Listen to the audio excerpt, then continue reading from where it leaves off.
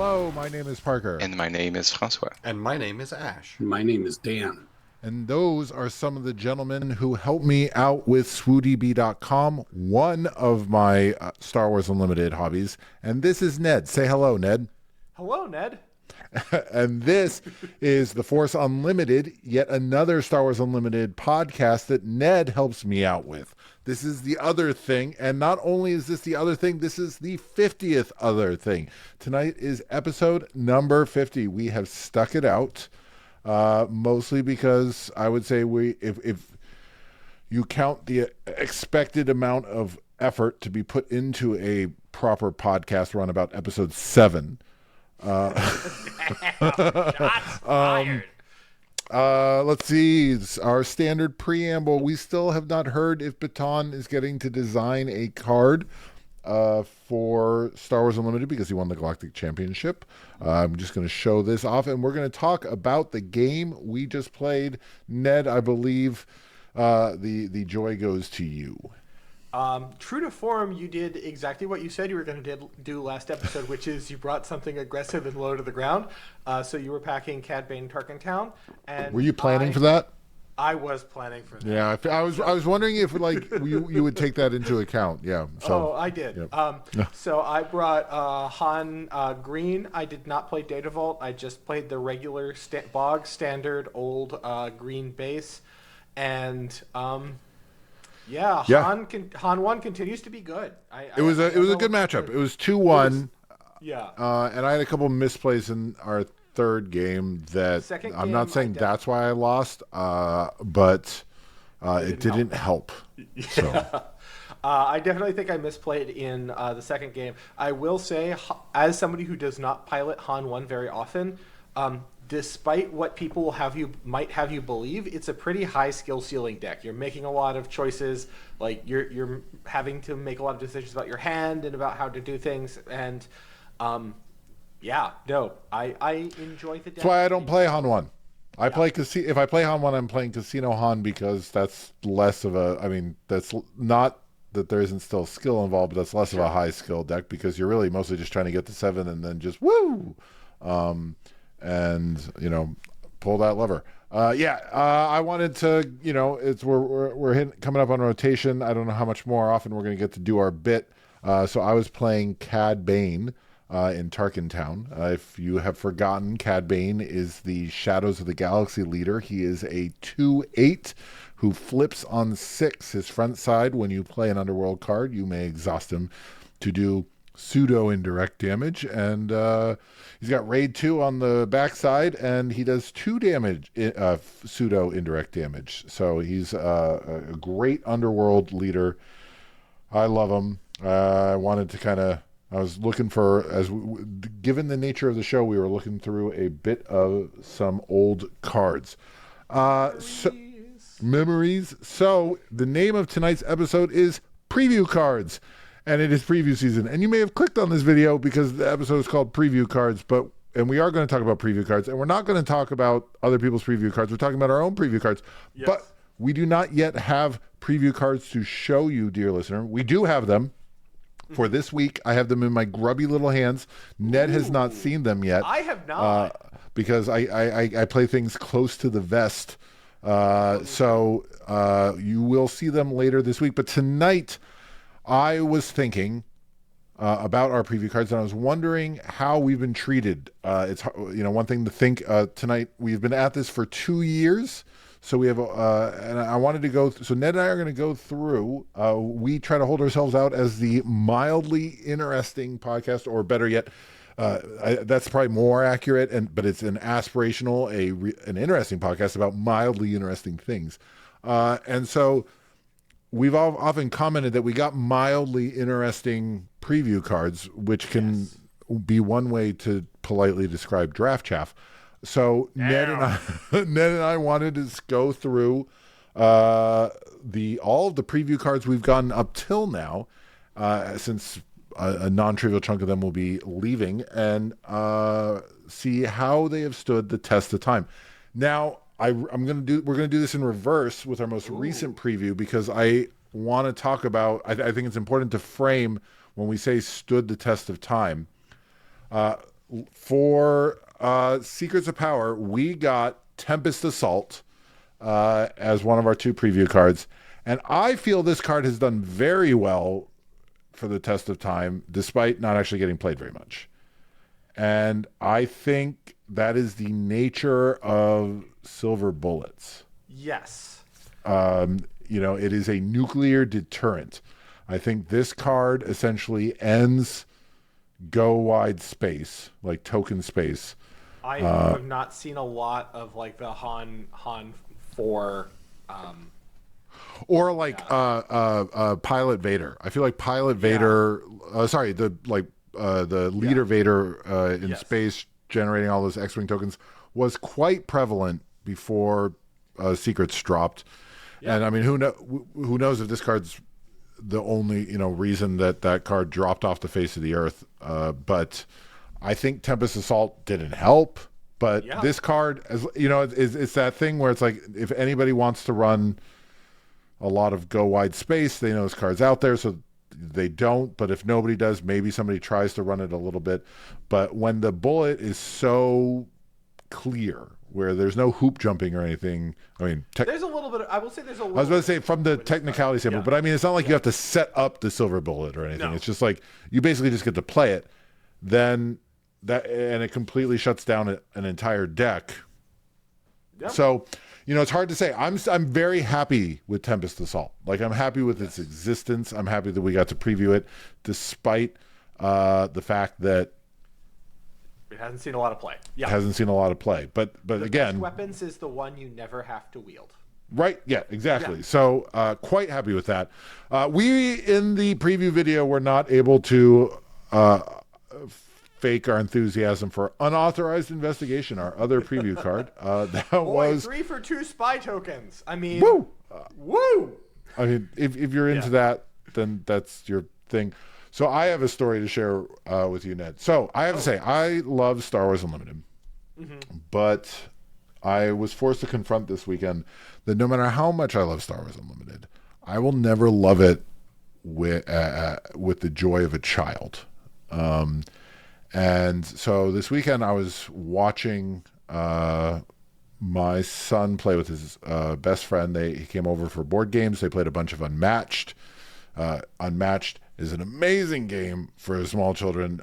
My son loves Unmatched. He and I play a lot, but he was introducing his friend to Unmatched, and you get to slam a T-Rex into Ninja Turtles, into Dracula, into it's just like Alice in Wonderland and the King Arthur. It just doesn't stop. Yeah, and so anyways, they were having a great time with that. Then they switched to Star Wars Unlimited, and they had some really good games.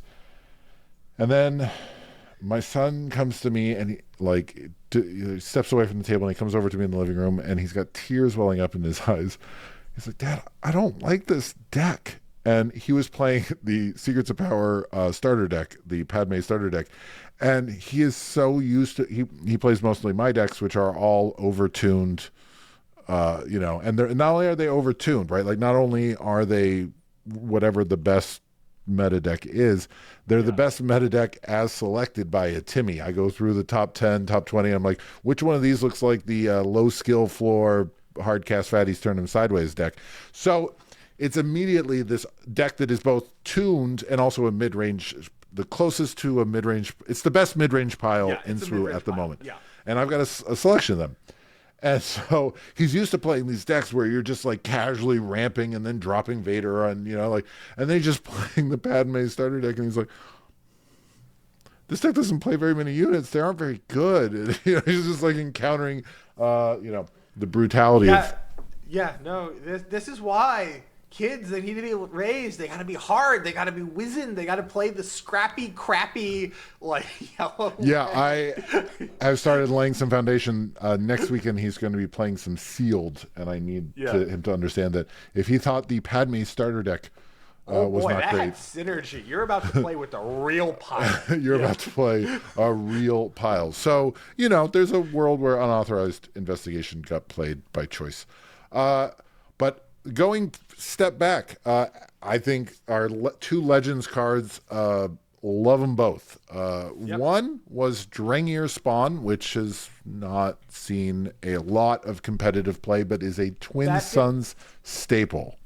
that also did me very well in a sealed pool for Oh yeah, no, Drengir yeah. is great in Yeah. limited. Where if they don't have it's too easily answerable in in a deck, but with just a tiny bit of slowness, Yeah, no, you get to eat something and then suddenly it's completely out of control. It's and then it's beautiful. out of control. It's Yeah. one of those. I mean, if this had benefited from a 3/4 butt, I mean, it's in a three Yeah. in a bigger butt world, but that 1 point would have of HP would have made the difference. But yeah, I see this in Twin Suns all the time because in Twin Suns you're basically guaranteed to find somebody to stomp on, to grow it, and then you get into you're more likely to be finding some way to heal it or put some upgrades on it. Drengir Spawn, I know it's the probably one of the timmiest cards in SWU, which I love, and it sees play where it belongs, which is in Twin Suns.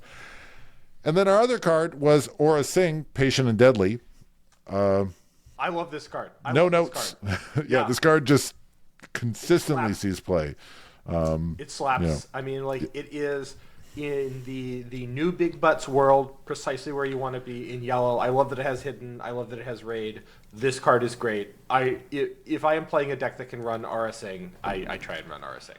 I'll be curious to see where Aura is like in December when we have a full set of the big, where 5 out of the 6 sets are in big butt sets. And, then is she just an uncommon who Probably. is much more Yeah. situational. But right now, and especially when she dropped the Legends of the Forest meta, she was quite prevalent. As befits a unique card, our only unique card that we've gotten, which is fine. That's not a complaint. That's just an acknowledgement. We did not get a Jump to Lightspeed preview. That was when Xander was still trying to spread things as thin as he could, and I think that was the point where it got too thin. No shame. That's fine. Nope. The previews then were JTL was a great set, and I just cracked some JTL packs this weekend. Love it. We did get one Twilight. Sorry, spoiling spoilers. One Twilight preview. We got Twice the Pride, which for me is the Force Unlimited preview we've had. I really like this card. I am sad that it never saw play, but I think that the double aspect cost is really what sunk it. But the fact that it has this multi-use where it's a removal spell and it's a removal attachment, and it's also a bunch of power. That seems great. And then there's a bunch of things that key off of dealing damage to yourself if you're able to play like grit units with it or what have you. New Jabba, or not new Jabba, but Secrets of Power Jabba could theoretically see use with this, but the double red made it really hard to fit in because double red. I just think double red doesn't run big enough butts to be able to eat that 2 cost. Any competitive double red deck has been so low to the ground. Yes. And yeah, I agree. I think if this had just been 2 or 2 in red or red in a morality aspect, yeah. this card would have seen play. But again, that really interesting doesn't see play is the most Force Unlimited preview 100%. we've had yet. And then our very first previews, which I still look back on quite fondly because that's how we knew we had made it, were the first was Unlicensed Headhunter. While this unit is exhausted, it gains. It was one of those cycles of... I liked that cycle. I wish that more units with the bounty drawback had that text on them because it allowed you to like play interesting mini games around like when do I attack with this. I got a lot of use out of what's her name? The blue villainy Sunara-san. Yeah. Yep. Yeah, and I think that's for me, the negative villainies, you just price it in. Yeah. Right? So there's no play. The 2/3 with bounty, draw a card, right? Like for 1, like great. But the ones where you can play around it, yeah, it absolutely adds games. And I think it increases the level of play, the level of, okay, I know that you know. That's the most fun. I was also hopeful about this card seeing play, even like if you pretended that the bounty just read bounty heal 5 damage from your base in a control list, but I don't think that there was ever a control list that was running red that was interested as appealing as the stat line is, a 3/2 for 2 with Saboteur. If there were more shielded air units, shielded space units, I think that you would see more of this where you could trade efficiently in a control deck into them. Well, and I also think this was set 2. This was Shadows. So this was a world where like the aspects were really tied into what they were. And going all the way back, not that there weren't some red control lists, but they were weird. Yes. You know, and I think we're just now getting into that world where every aspect can be found, can be represented with every archetype. But at the time, the idea of aggression not being aggression was silly, and aggression does not want to heal. Non-aggressive aggression deck, yes. Yeah, right? Yeah. And the other one, again, man, a lot of discussion came out of this one. This was an early, what does Sentinel mean card, swoop down. And this is an effect that combat trick. Yeah, it is an interesting combat thing, and it keeps coming back. And I suspect that while swoop down never really came back, I think because by the time JTL came out, swoop down was, it was barely playable at the time. But I think we're getting to a point where we've seen swoop down effects repeated. This is clearly right in there with the Han first strike ability of something that gets, not common enough to be keyworded, but a mechanic that they will use multiple times. Yes. I see now that you can reliably be playing space units, I think a swoop down effect will come back, but swoop down was devastating and limited though. Yes. And it was a weird card. Again, great for our show. So I think we've done pretty well, given the scope of our audience. I will say, dear listener, we have some preview cards coming, and if you would like to know what they are, I strongly recommend when we drop them that you listen to that preview card that we have coming for you very soon. Let's see. Segment 2 tonight. We have been doing this for 50 episodes, and which is the length of a rotation. And I feel Ned and I have been, I think, struggling to find an episode about rotation that isn't just, hey, rotation. If you're the kind of person who listens to our show on the drive into work, you know what rotation is in a CCG. Almost certainly not the first time you've experienced rotation. You are excited for rotation and the new cards that it promises. You trying to find something new to say that isn't just, oh wow, look at all this stuff that's going away, and what will the meta look like? And these are powerful, solid discussions, just not for us. So then I was thinking kind of a reverse Family Feud. So these are the spiciest things, the pettiest things that Ned and I are excited about rotation. So these are not, everybody's excited to see Overwhelming Barrage and Luke go away. That's fine. Yeah. These are the things that nobody would expect us, or like the intensity of our excitement is correlated with the narrowness of the group of people who are excited about this thing going away. Yes. So for example, I'm very excited to watch Vanilla Removal rotate out. By vanilla removal, I mean, You've been knighted, you absolute cretin. So now the reason why it shouldn't be, maybe it's not super surprising that I, as a Timmy player, don't like cards like Vanquish and Takedown that take away my really big choice. But I think, I mean, I'm smart enough I think we can all recognize that without good sources of single target takedown, Yes. the game is worse. The game will get bad. Yes. I don't disagree with that at all. I am specifically excited about the amount of vanilla takedown. Ah, okay. Rivals Fall, Waylay, all of these things going away. And the reason why is because watching Magic from the outside, there are core effects in Magic that must exist. And I think some sets, they just exist, right? Oh, they reprinted It's Shock. It's Shock. Yeah.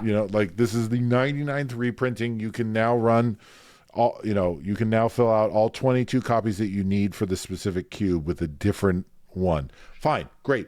But where people get, I think, excited, you can, that's fine. But then that's the baseline. But then there is a higher level of excitement when that mechanic of the shock of do damage has to exist in Magic. Yes. And then there's variants, and it's usually the set specific variant. Right. It's the cancel with the set's mechanic. So it's like cancel, but you scry one. It's cancel, but you cycle one or whatever it is. It's cancel with the set's mechanic. So I'm excited and people get excited when those cards are competitive, when they've been appropriately costed, and so now you get Shock with a good body, and then people, I think, get sad when the core mechanics of a game are paired with a bad body or a bad set mechanic, or just it's too clunky to try to do the two things. It's trying to serve two masters, whatever. And I hope that we'll, especially because the morality aspect means, the only reason cards like Waylay and Vanquish and Takedown need to exist as they are printed is because of limited. Yes. In 99 out of 100 scenarios, no glory is better than Vanquish. Yes. There's obviously some scenario where you don't want to take control of right? Like there's some scenario where that's, but almost universally it's better. It gets around so many can't be defeated mechanics, et cetera, et cetera, et cetera, et cetera. Love it. I want more of that, and I'm fine with if there is more single target removal. But so the other example in my mind is the new Blade Wing, which is a 3/3 body attached to Waylay for 6, and I don't know. Time will tell if that's competitive. That's pretty expensive for a bounce effect. Is leaving a 3/3 body in play good enough? I don't know. But I want more of that. I don't have a problem with single target removal, and obviously we're going to have to see a lot of it come back. I have no idea what the reprints are. There are undoubtedly going to be at least 5, maybe 10, because it's post-rotation. Who knows?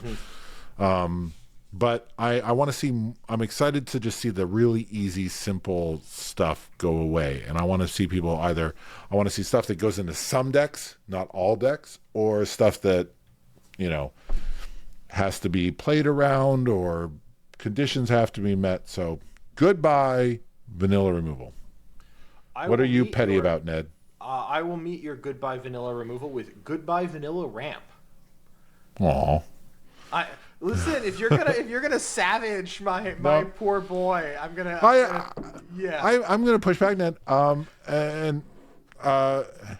do you think you're unique? Do you think a lot of people are sad about ramp? I mean, going away, like vanilla ramp. I think that a lot of people are sad about ramp going away. I think that ramp is a thing that a lot of people like because you want to play with the cool stuff, and the cool stuff is expensive, and so So here's a question. Vanilla ramp, like the simplest. I mean, resupply is going away, probably. Yeah. Super Laser Tech is going away, probably.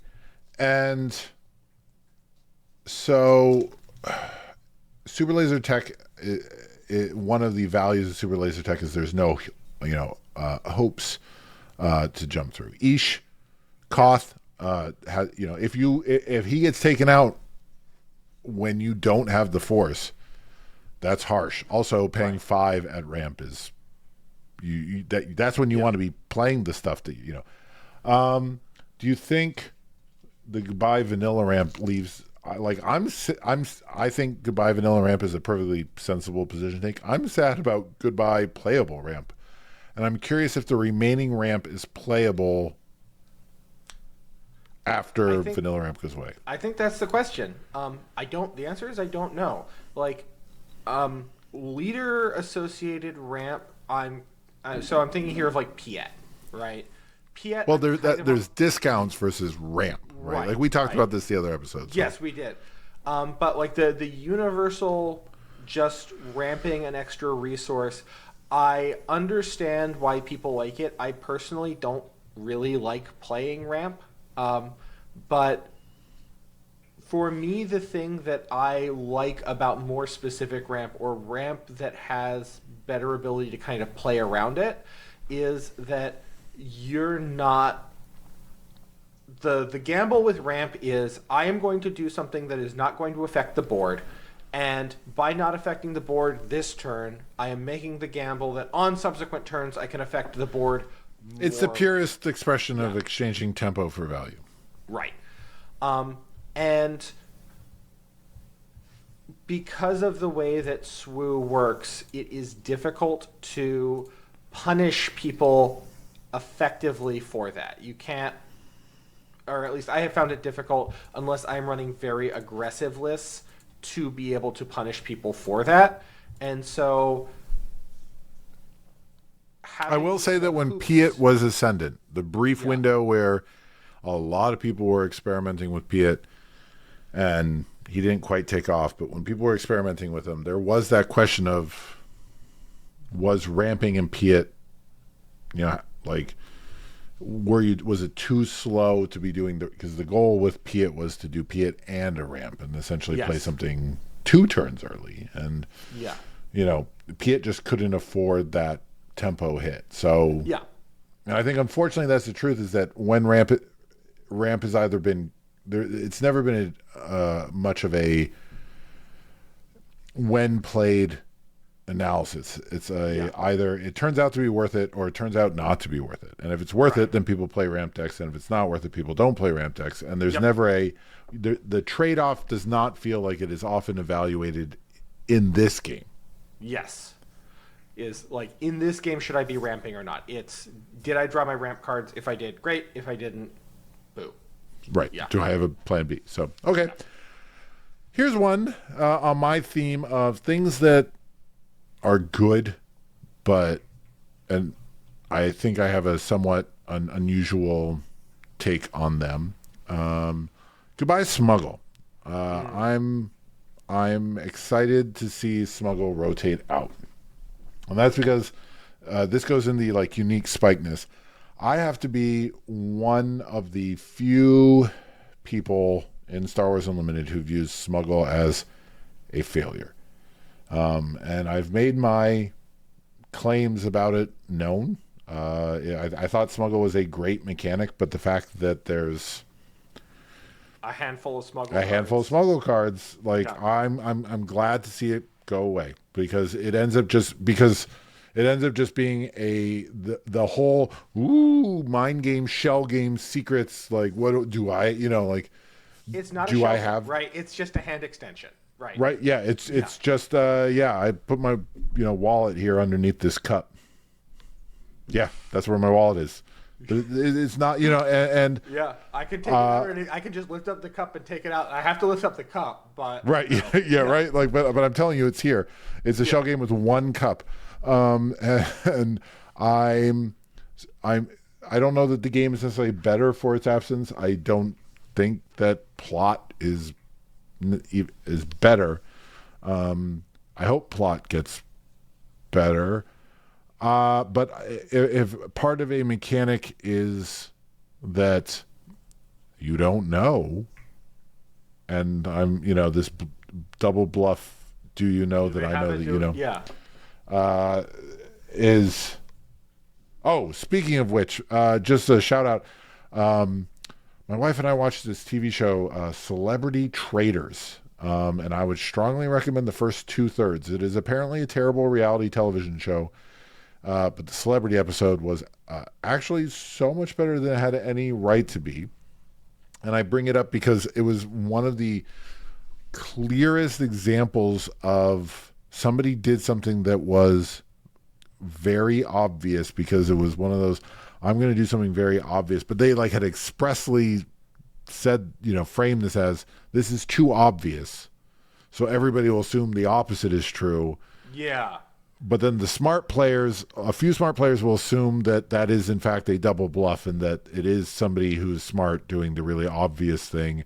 And it's only those players I have to then convince that no, this is, and it's Third like layer. Yeah. that yeah. third layer. And that's one of, you see that play out like in your head in a game of any CCG of Star Wars Unlimited, but it was, you don't normally see that like really documented like in the moment, because this was like, they're doing the cast interviews like over the course of multiple episodes, so you are seeing this play out. It's not just like here's a retrospective like, oh, how did the match go? Like, it was really fascinating to watch. So that's my favorite part, right? Like, get that more of that net runner in Star Wars Unlimited. That's the best part. Like. And none of that materialized. And so now, anytime somebody, I mean, like you were running tech tonight, we're both running Hot Shot Blaster. Like, anytime I see a smuggle card come out, it just makes me sad. Like, it feels, I wanted it to be, in my mind, it was so much more. I still remember pre-release Shadows. So, good riddance. It's petty, but I'm happy it's gone. I don't ever want to think about smuggle except for in Twin Suns. I'm going to go for a leader that was extremely playable for a brief period, and during this brief period, it haunted my nightmares, and is still occasionally playable, and that is Bosk hunting his prey. I really hated how frequently the optimal move was to do nothing. Because if you did something, if you played an early unit, they would slap it with 5 a billion bajillion bounties. Yeah. And then they get to ramp 12 times and draw 15 cards and smack you in the face, right? Right.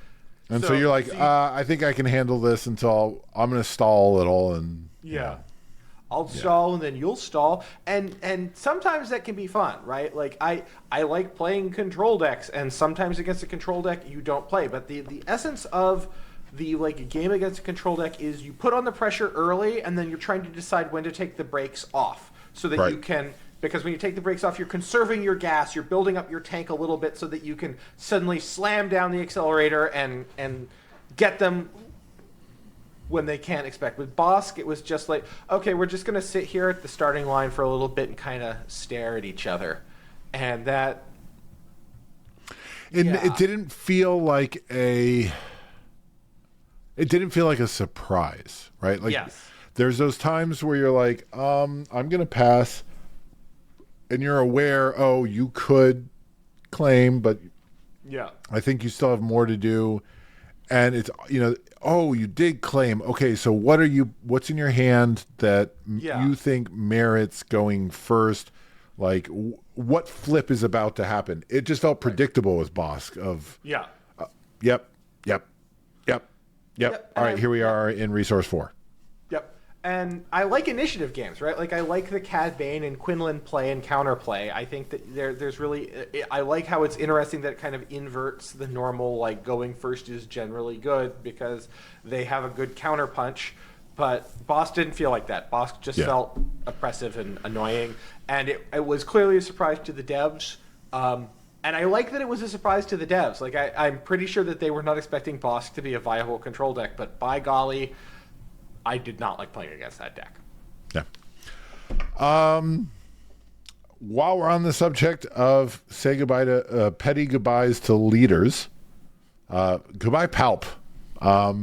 I hate playing against Emperor Palpatine so much. He's just a friendly guy. and it's not against control, right? Like there's the anxiety when you're playing against a really control-y deck and you just know what you're in for. You know you're about to get noped out a bunch and, yep. I have no real objections there. That's fine. It's that flip turn of take your toy. And just the moment I sit down, I'm like, the entire game is now about don't play my favorite. Don't toy. play your good stuff. Don't play it now. I might flip. But you got to play something that's good enough to make me want to flip to take it. So, yeah. Yeah, I will say the joy I had was early Piet viability because Piet had so many big toys that it was like, yep, you took that. All right. And then I'll slam down Avenger right behind it or whatever. Like that, it wasn't the deck. It wasn't the do a damage, draw a card. It wasn't the whole blue, green, or red, green villainy package. It was specifically that flip turn. Made me sad and angry all the time. And goodbye. I don't have to see you ever again. Except for in Twin Suns where you should absolutely see all the wild, weird stuff. And that's fine. So that's my pettiness.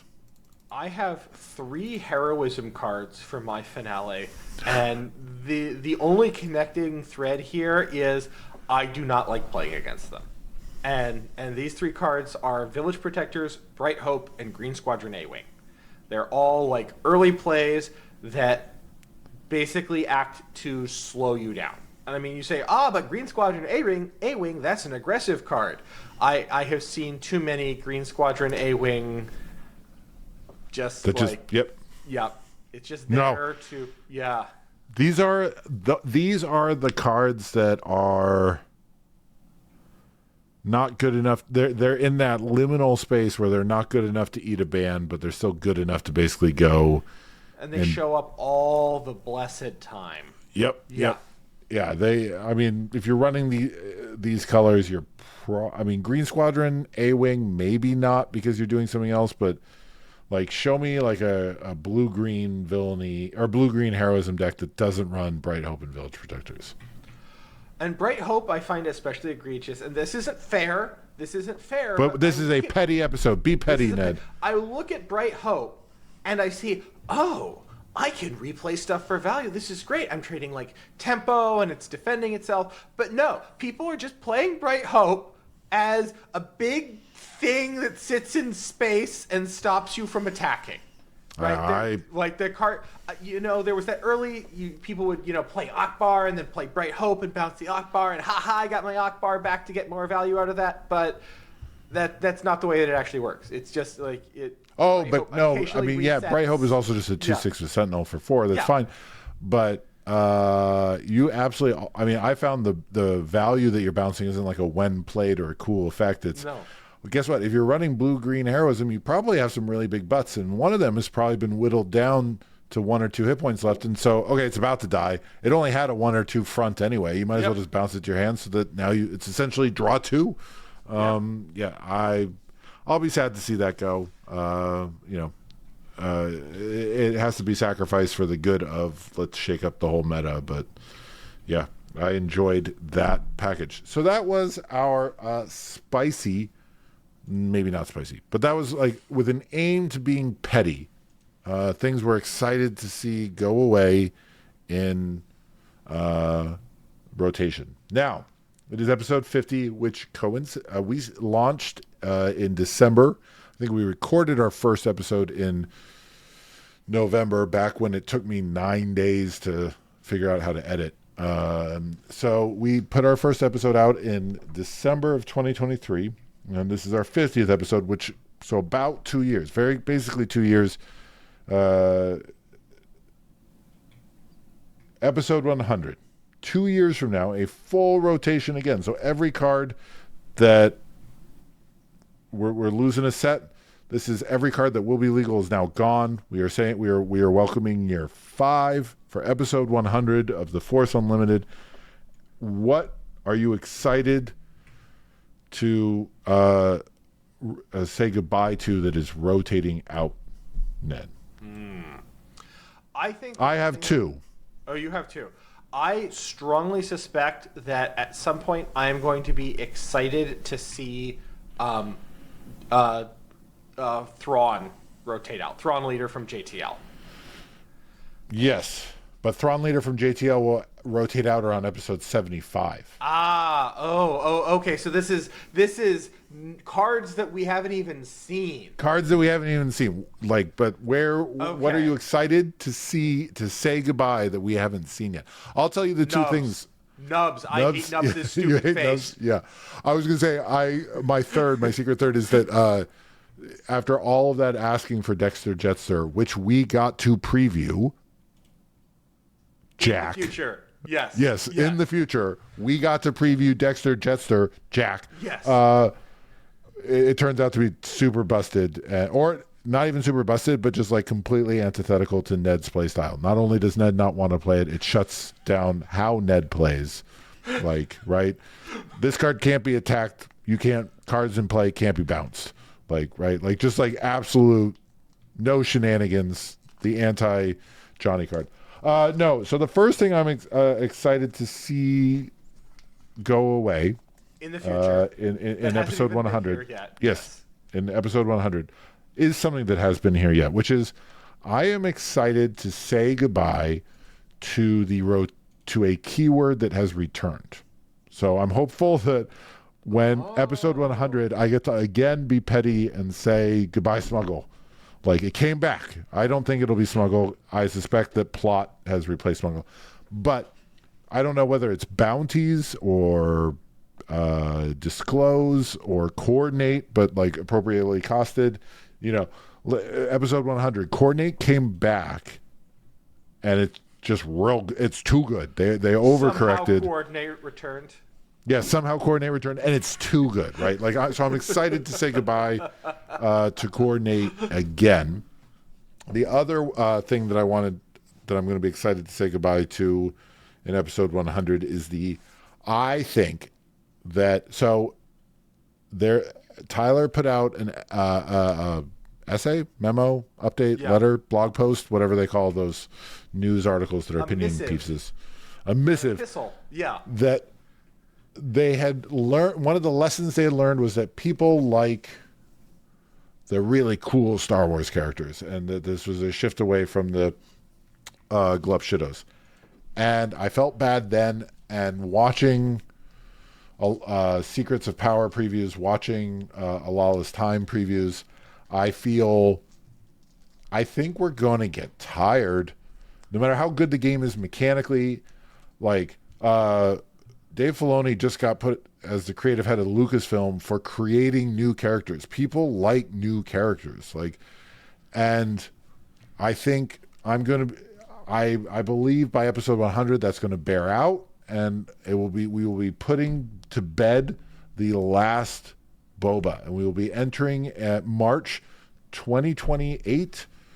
We will be entering a meta with no Boba. That's, or not Boba. Pick your character. No, Darth and Luke will always be there, but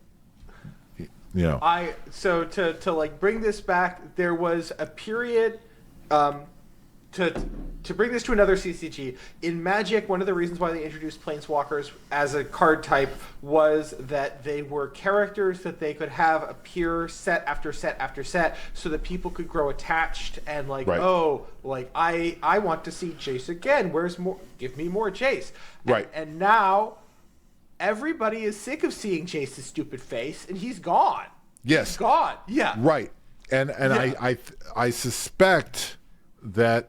On the one hand, yeah, it's an easy draw, right? Because, if hey, you know what? I had 3 small children, and I don't have time for flesh and blood anymore. How's this Star Wars Unlimited game?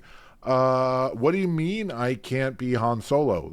Fair critique. Yeah. There's got to be a point where the really high pillar characters have to be accessible. There has to be a Han Solo deck. There has to be a Luke. I don't think that's necessarily true. I think there has to be a Han Solo card. I don't know that you have to have a Han Solo deck. Sure. But the fact that,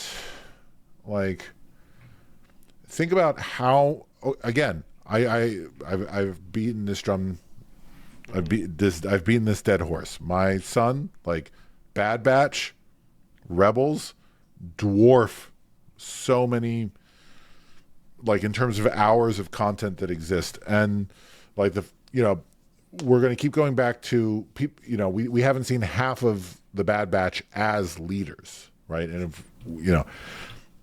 there's entire shows that we haven't touched on yet, and again, shows that existed at this point in the dev's life cycle. And we're going to go back and we're going to do Lando again and Leia again. And I understand that that's what the money says one should do, but I think they're going to find, similar to Magic, like I can't imagine that, I don't want to take like some garbage rollers or unplayable or woo video where they're complaining about the oppressive prevalence of Darth Vader and Boba Fett, and what? It's 2 years later, they're still oppressive. They're different leaders are still oppressive, right? Like we should, So I think that will take about 2 years to play out, and I am excited to say goodbye to watch some like overly pervasive, the 9th iteration of a leader rotate out. I have one. If Okay. You're ready with your last. I am ready. Yeah, hit me. All right. Moff Gideon's heavy cruiser. With a different title, it's It's just a little bit better. It's just a little bit better, and Right. or like there's a better Moff Gideon, right? Like that's all Moff Gideon's light cruiser needed. It just needed a better Moff Gideon. Yeah, no, it's true. It's true. And heck, it doesn't even have to be a new title. It could just be a reprinted Moff Gideon's light cruiser with a better, more playable Moff Gideon. So yeah. I genuinely hope we're still doing this at episode 100. I love making this podcast. Dear listener, we love hearing from you. Genuinely enjoy talking to people who listen to the show. I like talking to you, Ned. I like playing this game. So, and the effort invested, as you can tell, dear listener, is low. So Extremely high. Extremely high. I'm just going to dub over that. We want to keep talking about the game. We will see you sooner than you may expect, but hopefully we will talk to you, dear listener, sooner than you may expect. And otherwise, if you're not like super up on preview season, we will see you in a few weeks.